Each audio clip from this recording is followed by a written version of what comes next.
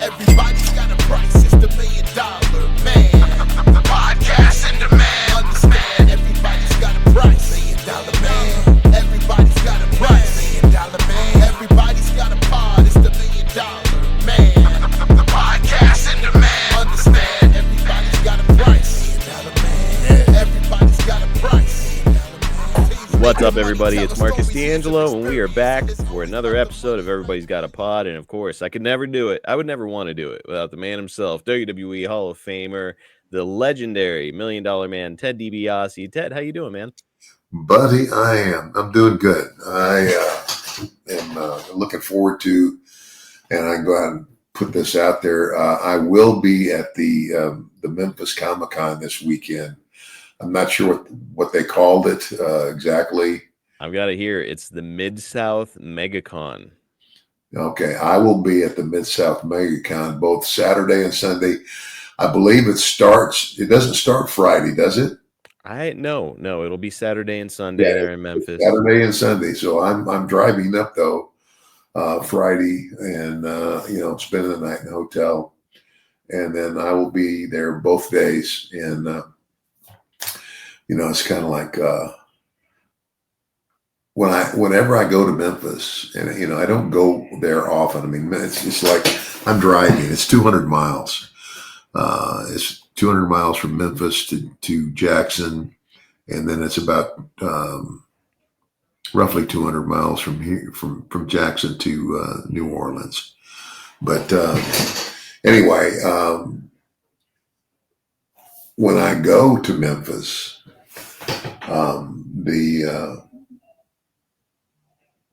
I can't remember. It's been a while since I've been there, and I can't remember the name of the road. But you basically, if I get off at the exit before I get into metropolitan Memphis, and I'm not going to do that. They've got a loop around Memphis too, but I can't remember the name of the street. But if I get off on that street and take a left, I go down about half a mile or to a mile, and I'll be at Graceland. I was going to ask if you were going to. I know you're a huge Elvis fan. I was going to ask if you're going to swing by Graceland while you're there. I don't think that I'll have time. I tell you what, I wish I could. I wonder. Talk to some of these guys that are running this con and say, look, I'm a huge Elvis fan. Do you know anybody? Do they ever give personal tours? Ooh. Now you can drive around it and stuff like that, but I don't know if they ever do personal tours. I would be willing to bet just about everything, Ted, that there's some crossover fan who's like connected with the Elvis world and connected with the pro wrestling world who could probably hook you up and get you inside of Graceland.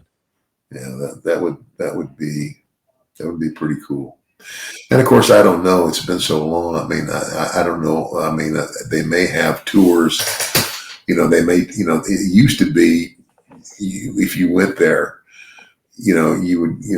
All you could do is go around back and see where. I mean, the whole family's buried right there. Yeah, Elvis and both his mom and his dad. I think that's it. But I like your odds of getting in there. I think that if you ask around a little bit, you could probably find yourself, taking a shower in Elvis's old shower. Bro, I'm gonna tell you, I'm definitely a fan. But here's the other thing I think about Elvis Presley. It's like, I can remember exactly where I was when I heard that he had passed away. Where were you? I was in San Angelo, Texas. I had spent the night, and we were, because it was whatever, and I was hanging out poolside at the hotel when they made the announcement that he had passed, and I was just flabbergasted because I had actually seen him. Do you remember Mike McGurk? I do. Okay.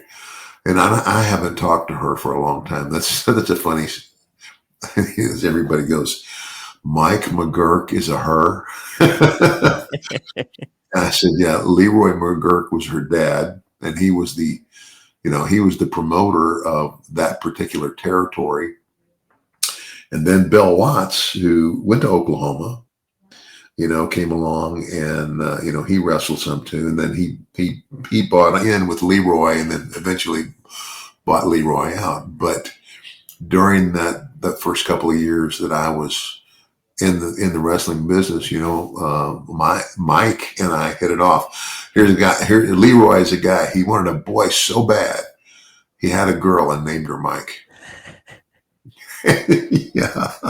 Really, really I'll tell you what, this is back then. Back then, Mike, I mean, yeah, you remember Farrah Fawcett? Yeah. I mean, she was a real popular model. Mm-hmm. Mike, if she wore her hair that way, could almost pass for Farrah Fawcett. She did have a similar look. You're right. Yeah, she did. So, and Leroy McGurk infamously wanted to kill you because you were dating his daughter. Yes, yeah, that's very true. But you and Mike went and saw Elvis, right? Huh? You and Mike went and saw Elvis together, right? Yeah. I mean, she's the one that told me she had seen him because he used to perform in Las Vegas all the time. And so they had been out, like the NWA, all the promoters would go, their annual meeting was in Vegas. And so while she was in Vegas with her mom and dad, Elvis he always performed there. And so, she and her mom went to the concert, and I guess she got to know a few of the roadies. Mm-hmm. So, I probably already told you this. So we when he comes to Tulsa, and I'm trying to think of the building that he performed in, because it was like on a college campus. But anyway, after the concert, Mike recognized a couple of those roadies, and she went up and talked to them and said, okay, this is where we're staying. We're on the top floor of the Hilton Hotel or wherever it was. And the password is, and so I'm going, holy shit, I'm going to go meet Elvis Presley. And don't you know that Mike and I got in the biggest fight? And I can't even remember about what. We get in this big fight and we don't go. Now, did you guys part ways after the fight? Well, eventually we made up. No, I mean that night. Did you part ways? Because I'm starting to think maybe she put this fight on so maybe she could go visit the king herself. No, brother. No, that's not the case. Anyway, I just can't believe that I blew my shot at meeting Presley, and I mean, I've been a celebrity for a long time, and and I would probably say that, actors and whatever, but the one person who I think about, Elvis Presley, in my opinion, is the most famous entertainer of all time. I mean, whether it was in acting or singing or what have you, it's kind of like, well, look, it's, he died in 1977, I think. I believe that was the year, yeah. And all these years later, there are still people, going on tours of his house in Memphis. He's that guy who, he's the king. Ted, this is making me. I usually ask you a question of my own during one of our Ask Ted Anything episodes. By the way, this is our 23rd edition of it, and we've got a bunch of great fan questions. But this is making me want to come up with this question. As a huge Elvis fan, when you get to the WWF and Wayne Ferris has got an Elvis gimmick, what did you think of that? And was there a piece of you as a huge Elvis fan that was like, I could pull off an Elvis gimmick? Nah, no. I mean, and I got, everybody got the gimmick. It was he was a very poor, Poor impersonation. poor impersonation of Elvis Presley because, and he wore his hair that way. And yeah, there might be a very slight, but not really any resemblance. I don't know. Yeah. You had that great head of hair. I feel like you could have pulled off a Elvis impersonator gimmick yourself, man. Well, I don't know about that. I don't know about that. I mean, my biological father was a professional singer, Hmm. but unfortunately, I couldn't carry a tune if it had handles on it. Well, I I'll mean, be honest. it's kind of, I've got this really, everybody go, oh, your voice, this deep bass voice, but I mean, I cannot sing a lick. I'll be honest. I don't know that Wayne Ferris could sing a lick either, but he made the gimmick work. Well, yeah, but he didn't sing. Well, so let's get into these fans questions. And now that Okay, I'm thinking of it, okay, let's do it. there's one question that involves Elvis. Let me get through and find it. So Oh, this will be our Elvis episode of Ask Ted Anything. Here it is. Don C asks, like you, I've been a big Elvis fan for all of my 70 years. Don, thanks for listening. 70 years old. What are some of your favorite Elvis songs or movies? oh my gosh. You know, his classics, Hound Dog and, um, oh my gosh, We're Caught in a Trap. Yep. I don't think that's the name of the song, but uh, Because I Love You Too Much, Baby, or whatever that's yeah, called. yeah, Yeah, yeah. yeah. And oh gosh, I like all his songs, but it's like, but when he would do like religious songs, Hmm. some of those songs, that touch my heart. He was You know, great. He was and great. and he was obviously a believer.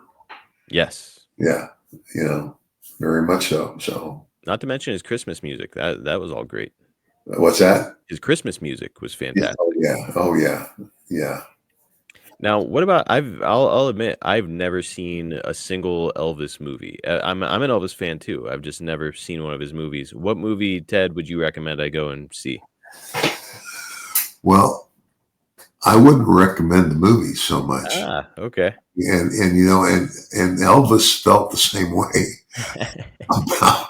I mean, my understanding is, it's like he did all. I don't know what kind of contract he signed, but he did all these movies, but they're none of them are like they're not any, and not any of them would be a Hollywood blow it out, Not a big blockbuster.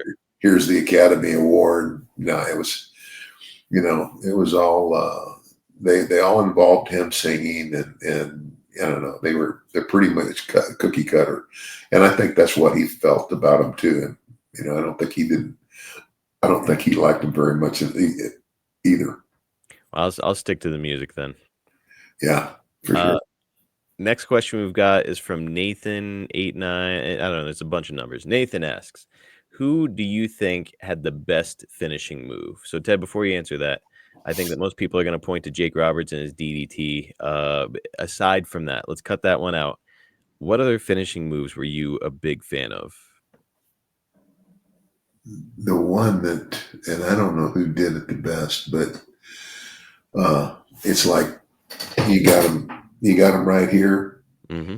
and you come straight down. Oh, the Brain Buster. Brain Buster. Yeah. If you do the Brain Buster the way you're supposed to do it, it looks like you just kill a guy. Yes. I mean, because he comes, but what the people can't see, and what is that you're actually protecting his head. Your arm hits and what have you, but but if you but you got to do it. You got to get them straight up and come straight down. I could never do that, so I didn't do it. But every time I saw that, I'm like, gosh, that looks so good. I believe it was during your era. It would have been Coco Beware who was doing that move to folks, and yeah, it looked like Coco was murdering the guy every time. I don't remember Coco Beware. I'm trying to think who else might have done it. I don't know. Some guys might have done it as like a setup move, but I think it was Coco's finish. Yeah. I know like Murdoch did it. Ah. And he didn't use it as a finisher, I don't think. But I mean, I know he did the move. But anyway. I'll have to go out of my way to see Murdoch do it. That sounds good. I'm curious, so Ted, while we're on the subject of finishing moves, was there any finishing move that you did not like taking or felt uncomfortable taking? Bret Hart, pretty infamously in his book, talked about taking Scott Hall's Razor's Edge and saying that he didn't like it because he drops you across your neck and shoulders and just seems dangerous. I can't think of one. None that bothered you? No, I can't think of one that bothered me. And I guess that would be the other thing is if I don't think if I didn't the whole thing about wrestling, you're entrusting your body to the guy you're wrestling, to take care of you. And so, and that's the way it is because if you're both thinking the same way, then yeah. So I don't think there's anything that I did refuse to take. You took the Razor's Edge from Scott. Did you mind taking it? No, I didn't. Yeah, and Scott was safe. So yeah. I don't know. Callie Roediger, I think is how you say it. Said, "Oh, this is an interesting one." Callie wants you to choose between. He's got 6 wrestlers total, and he's kind of paired them off. So he wants to know who you think is the better wrestler between these pairs. So we'll start here. Who's better, Ted? Jake Roberts or Arn Anderson? Jake Roberts. Jake Roberts. All right. And what do you think sets Jake apart? Just his second generation background? Well, just that over. I mean, his work, but his ability on the microphone. Yeah, he was the full package. I mean, Arn was a great wrestler, but I mean, Arn was like he cut a good promo, but you're not a Jake Roberts promo. I don't think I could cut a Jake Roberts promo. Very few humans can. The next pairing is Dusty Rhodes or Terry Funk. Wow, that's a tough one, brother. I'm sorry, that's a toss up. I mean, both of those guys are legendary, and both of them helped me. Let me rephrase it, Ted. If you could go back to your prime right now, huge audience of 80,000 folks packed into an arena to watch you, main event. You can either select Dusty Rhodes in that match or Terry Funk in that match. Who are you picking? Probably Terry Funk. And you've got the background with him too, so I certainly understand that. The last pairing is where we really get interesting, Ted. So I'm going to ask you to kind of. I know that this is not going to be an ego thing with you. I know that you're going to be as objective as you possibly can. So the pairing is you or Ricky Steamboat. Who's a better worker? Wow.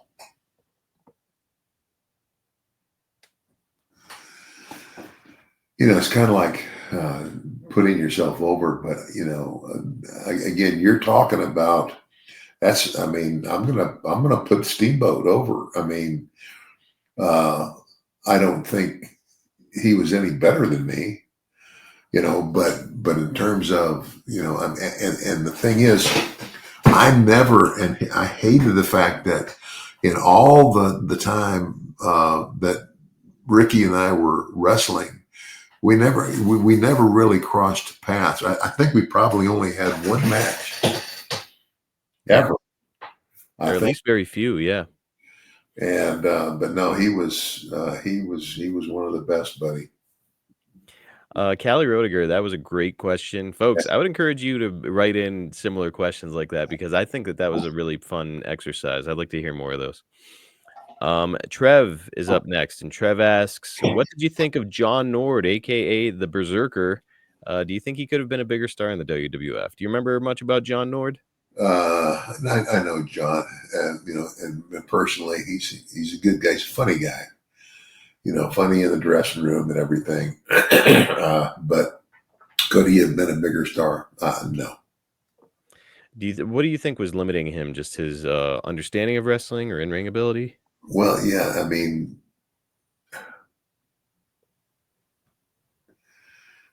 yeah, I think John was one of those guys who needed to be led. Mm. You know what I'm saying? Yes. I mean, he had good talent and a great gimmick, but he also, if you had to depend on him to go out and make the match, he wasn't that good. You'd have to put him with somebody that could lead him. He had great size, and Oh yeah. I think his potential was above the Berzerker. Like they brought him in and made him this Viking, and I think that he could have risen to be like a main event heel, but could he have been like the guy? I don't know. Yeah. I deliver for you asks, do you have any memories of Savannah Jack? Who? Savannah Jack. I don't even know who you're talking about. Ordinarily, I'll research these names, but I was putting this list together in a rush, and now I'm like, is Savannah Jack a fake name, or was this guy referring to Outback Jack? So Ted, I'll ask you this instead: do you have any memories of Outback Jack? Nope. Well, there you go. Neither Savannah Jack or Outback Jack. Yeah. So if I'll be honest, I never heard of either one of them. Oh, you know what? I'm trying to think if Outback Jack would have been in the Fed at the same time as you. A big Australian guy. Of course, he had like the Australian guy gimmick with like he was like Crocodile Dundee with the hat. Well, never crossed my path. All right. Alan Crozier is up next. What's the worst ring you ever worked in? Who had the worst ring? Worst ring? Yep. And we all know that there's some rings that are friendly to bump in, some rings that are the shits to bump in. Wow. Man. Well, I can tell you one of the best rings I ever bumped in was the one in Amarillo. Yeah. And basically because it was always there. I mean, the only time they took that ring down was, it's when they had the fair or something, and they were going to have something else in that building. But otherwise, I mean, that's every Thursday night was wrestling, and the ring was always up. So that ring, wow. I mean, prime WWF back in the day, I've been told that ring was like bumping on concrete. Oh yeah. The WWF rings, no, it's like, I can't remember how long it took them to fix it, but it took them a while. When they fixed it was right around 1999 when none other than the chairman himself was getting into the ring and started taking bumps, and he said, "Boy, is this ring stiff." Yeah. Well, have you been listening to any of your employees? Oh no, because it looks better on TV if the ring isn't bouncing. That was like the mindset. Okay, guys, let's hit the pause button on the show real quick to talk about our fantastic sponsor. Of course, I'm talking about the guys that we all know and love. We're talking about Blue Chew. Ever since we started talking about Blue Chew here on Everybody's Got a Pod, the question keeps coming up from people, does Blue Chew work? Well, look, if you're asking that question, we want you to know that Blue Chew is putting their money where their mouth is by giving you a month for free. Guys, Blue Chew is an online service that delivers the same active ingredients as Viagra, Cialis, and Levitra, but at a fraction of the cost and in a chewable form. The process is simple. All you've got to do is sign up at BlueChew.com, consult with one of their licensed medical providers, and once you're approved, you'll receive your prescription within days. Blue Chew tablets are made in the USA and prepared and shipped directly to your door. And if you want to know the best part, here it is. It's all done online. So what that means is you can forget about all the visits to the doctor's office. You can forget about having to have those awkward conversations, or how about the worst part, waiting in line at the pharmacy. Skip all of it with a little help from Blue Chew. You can take them anytime, day or night, so that you can plan ahead or be ready when an opportunity arises. And what do you stand to lose? You can try it for free for a month, and we think that you're going to love it and your partner's going to love it. You could be missing out on the best sex of your life without even knowing it, just because you haven't given this a shot. It's a free service. Why not just try it? And if you don't like it, okay, forget it. You don't have to try it ever again. You know, we always say that first impressions are important, but how about lasting impressions? Build up your confidence with Blue Chew, and they're giving you confidence where it counts the very most. Guys, Blue Chew wants men rock hard. That's what they tell me. That's their mission. They will not stop until every man is bricked up like a brick house, till every tent is pitched, till every rod is raised. Discover your options right now at BlueChew.com. And guys, we've got a special deal for you, our listeners. Again, you can try Blue Chew free. All you've got to do is use our promo code EGAP at checkout, and then just pay $5 shipping. That's it. Just go to BlueChew.com, use our promo code EGAP to receive your first month free. Visit BlueChew.com for more details and important safety information. And we want to thank Blue Chew for sponsoring Everybody's Got a Pod. Ted, I'm curious, were you ever in the ring whenever the rope broke? We'll see that every so often, where like the top rope breaks and then all of a sudden you're working with just two ropes. Yep. What was that like? Can you tell us about that experience? It was like, let's get this sucker over with quick. How do you work around it? You just don't use the rope Well, anymore. you just have to, you know, you end up using the rope. If you're a heel, you end up, the referee gets distracted or whatever, and especially if you're in a tag match. And you get the ropes, now you're using the rope to choke the guy. But anyway, yeah. Now, did it break on you? Like you hit the ropes and it breaks? No, that's never happened to me. We've seen that happen a few times, and Jake Roberts said that that's why when you're hitting the ropes, that's why before you hit it, you grab it and then you put your weight on it, because the idea is if the rope breaks, then you've already got a grip on it. Naturally, your hand is going to tighten. And it's going to gently kind of swing you to the ground. Yeah. So and that's true. Wrestlers out there, always grab the damn rope. That's right.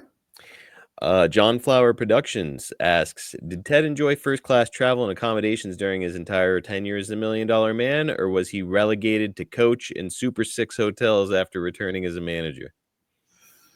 No, as the $1 Million Man, the performer, it was always first class. So it never went away during your whole run. You were always first class. When I was wrestling, when I left and came back, I came back as a manager. Yeah. Correct. So now I'm, I might be managing, some good guys, but no, by that time I could upgrade myself to first class. I just find that we always hear this thing that, like, let's say that Ted, you and I get together every morning for coffee, and every time I meet you for coffee, I hand you a $100 bill. After a while, you start to get used to that treatment, and then one morning, if you and I meet for coffee and I don't give you the $100 bill, you're like, "Where's the fucking money?" Yeah. So that's why I'm curious. Like, once the money, so to speak, was cut off, like all of a sudden you're not staying in 5-star hotels or flying first class. Like you weren't upset by this change? Well, I mean, I'll be honest with you. The first class stuff, it lasted a good long while, but I gotta say somewhere along the way that it changed. So maybe even before you became a manager, it probably changed. Yeah, maybe. And I can't remember you know, now for sure when I was on top, when I was wrestling, and the whole thing with me and Andre and Macho Man, all of that stuff, all through that stuff, yeah, and, I was going first class, and it's kind of like I always thought that like some of the other wrestlers would be pissed. Like, why is he, well, but in reality, it wasn't, because had they gotten that gimmick, Who would say no? you're going to say no? No. So, Ted, next up, we've got Howie Lake, who asks, does Ted think that the $1 Million Man gimmick would get over in today's wrestling? So let's say that they never did it with you back in the day and they brought this gimmick to life. Do you think it would work today? probably. Yeah. I mean, here's the thing. The one thing everybody hates is someone who, by virtue of their wealth, bullies people. And that was the whole essence of the $1 Million Man character. Like, I'm this aloof guy, and I'm throwing my money around, and it's kind of like, hey, peon, who are you? It's, all that stuff. And, everybody hates that. Yep. I don't care if it's better now. If you had a character that was like that, yeah, I think it could be, big deal. I think so too. It's, like a lot of people nowadays will even say like, that old style of wrestling, it doesn't work anymore. You've got to adapt to the times. And I'm like, I don't think so. I think human psychology never really changed. Here's the deal with me.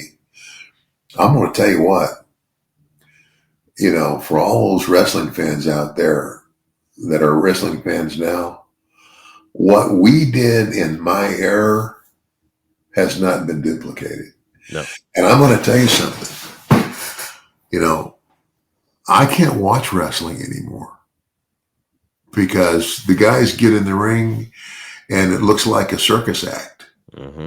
They take these great big bumps, and that's not wrestling. Here's what's missing is that the old school way of teaching our business doesn't exist anymore. I mean, it used to be, it's like when I started in wrestling, I started as a referee. That was like a summer job when I was in college. Instead of, roofing house, I roofed houses the first summer, but then the next couple of summers I was a referee. I couldn't wrestle, but I could be a referee and make money. But you're the third guy in the ring. You learn a lot being that third guy. Yep. And the thing about wrestling, a good wrestling match is this: it's like you establish the good guy and the bad guy. You establish the fact that the good guy keeps outsmarting you in whatever way, or you're being out wrestled, and then as a heel, you've got to show that frustration, and then and then the heel starts healing, and he heals and then you do the spots where we call them a hope spot, where the baby face is getting his butt kicked, and then the bad guy goes to I don't know, do something that's big, and then he misses, mm-hmm. or the baby face like a corner shot, and the baby face gets out of the way, and the heel hits the ring post. Well, now they're both down. And now you see this baby face who's been getting his butt kicked. He's starting to come up, and then the other guy's coming up, and now you got the crowd going, "Come on, man, come on, you can do it, you can do it." And maybe he does, he gets a couple shots, but then the heel cuts him off again. Boom. And then you start over. But it's just, it's kind of like, I've done a lot of hour-long matches that went to a draw. I mean, wrestle, imagine that, have a match with a guy for a whole hour and nobody wins. That's a lot. Yeah. But the people were totally and the way I looked at it, it was almost like I called it having 3 20-minute matches, but it was one. Kind of like creating a story arc, Yeah, beginning, middle, and end of this yeah, story in 3 separate matches. I like that approach. Ted, I'm curious, while we're talking about match structure, ordinarily the way that matches in professional wrestling are structured are babyface starts out with a shine, heel cuts off, heel gets heat, maybe a couple hope spots in there. We go to the comeback, babyface is up again, maybe the heel gets up one more time, and then the babyface prevails in the end. That's generally speaking. depending, like most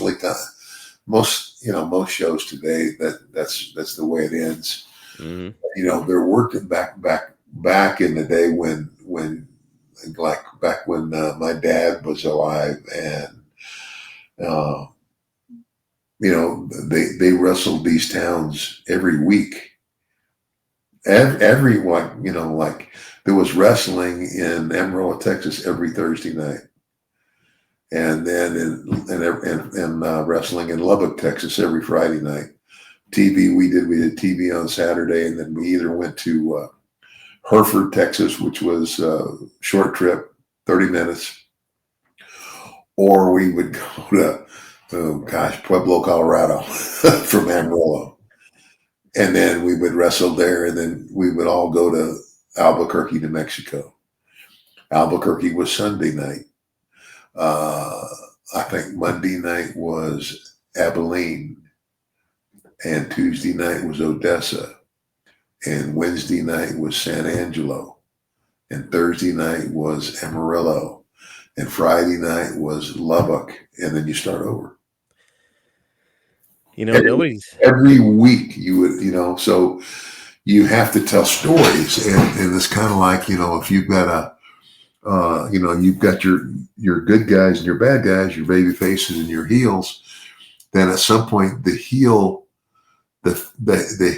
keeps finding a way to basically screw the good guy Over and over. and over, and it was just, and it finally gets to where, like you get that, like that, and the baby face, like say he finally gets up and he's kicking the heel's ass, and the heel just leaves, just walks out. Yep. And so the people didn't really get to see what they wanted to see because the heel just leaves. The baby face goes over, but the fans don't get Then satisfaction. the baby face comes back and he says, "You can't run anymore, pal. We're going to be in a steel cage match. There's nowhere for you to run anymore." Yep. Or you have a lumberjack match.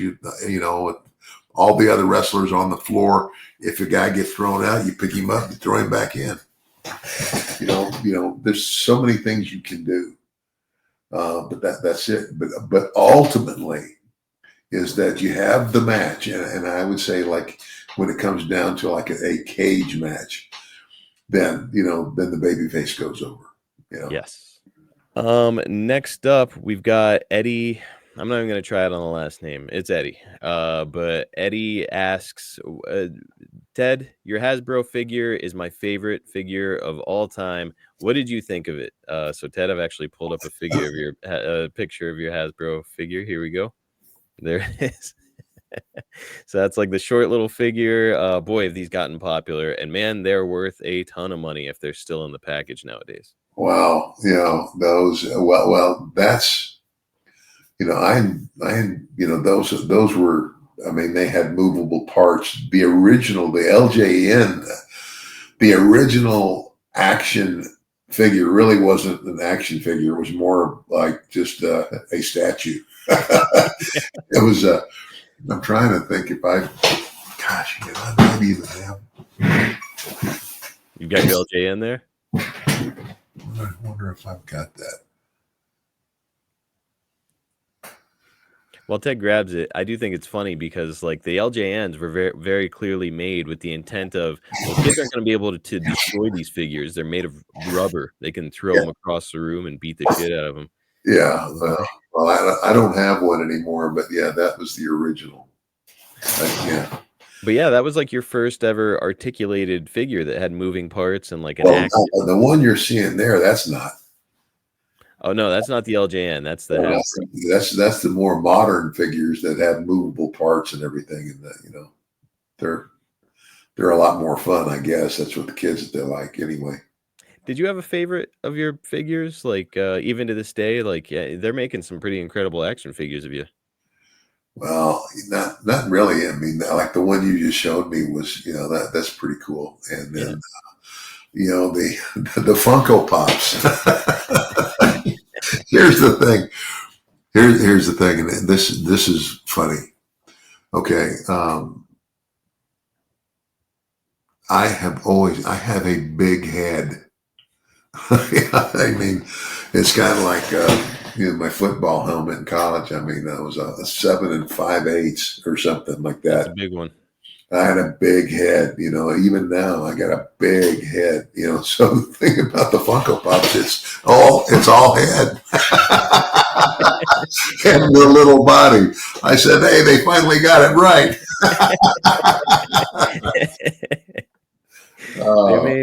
They made one of Jake recently, and it's like the He-Man Masters of the Universe, and he's just super jacked, like really, really muscular figure. And I was like, hey Jake, they finally got your physique right, pal. And he was like, get out of here. Yeah, not. Donald Jacobs is up next. Why do you think the new generation era did so poorly for the WWF? Was it because of Hogan leaving, or was it because of the steroid trial? What do you think, Ted? The way here's what was missing then. My generation was really the last generation who learned our trade the old way. And the old way was that you're a new guy, and you're on the first match every night because you're the new kid. But the other guy in the ring is a veteran, and he can lead you. And that's how you learn to tell the story. It's disappeared. It's just gone now. I think that's a really underrated perspective, Ted, and something that a lot of people don't think about is that your generation of guys went through the territories. All of you did, where you were bouncing from territory to territory. And yes, there's guys like Bret Hart who was on the roster. Shawn Michaels got to experience the territories a little bit. Some of the guys there certainly got to experience the territories, but a lot of them didn't. A lot of them came up in this kind of new brand of wrestling, post JCP. And now here they are in the mid 90s, and they don't have the kind of background and experience that you guys had. Yeah, well, you know, and a lot of the guys today, especially, you know, where is the WWE finding this talent? Well, there's no. Used to be you go to those territories because the territories were still running, and when the territories, you know, when Vince got so big that you know every territory disappeared. Well, so did the breeding ground. That's what happened. Yep. Is the old school way, the good way to learn wrestling was to do it every night in front of and every crowd you get in front of is, you know, they're not all going to, you know, you expect a crowd to respond a certain way, but when they don't respond the way you expect them to, then you better be smart enough to think on your feet and shift gears and do something else. You know, it's kind of like you know, it's like sometimes when I was heel, you know, I'm trying to think. Well, Pittsburgh was hard.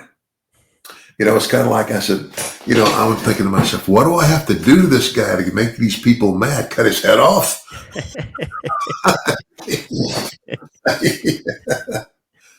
So yep. It's I'll say as an independent wrestler here in the Pittsburgh area, sometimes it can be really hard to get heat because like a lot of the fans are smart and they know that it's a show and they're there because it's fun and it's entertaining. So Yeah, a lot of times they don't get up and start booing and get really upset. So yeah. what I started doing, which I think is actually something you're not supposed to do in wrestling, I'll pick one guy and sort of pick on him in the audience and keep coming back to him and giving him a hard time. And it seems like the people that are around him start to Oh, say that's good. like, yeah, hey, quit picking on this guy. That's a good idea too. That's good. That's been my method. Seems to work.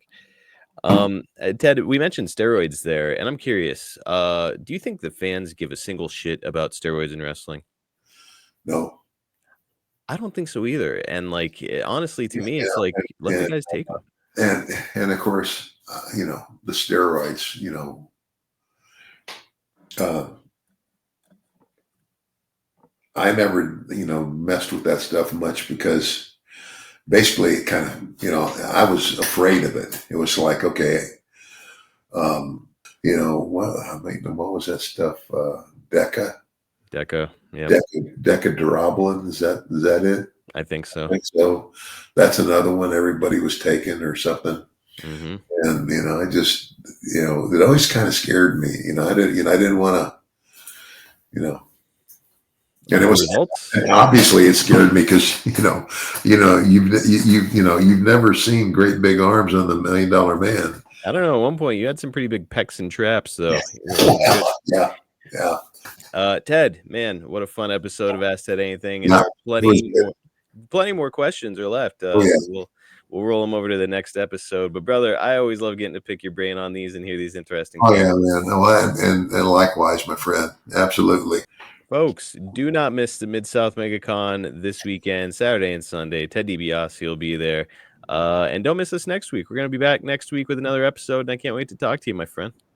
Well, Marcus, thank you very much. And fans, I thank you for tuning in to listen in to what me and Marcus are talking about. All these, I hope you come in and tune in again. But until then, I must remind all of you that everybody's got a price for the $1 Million Man.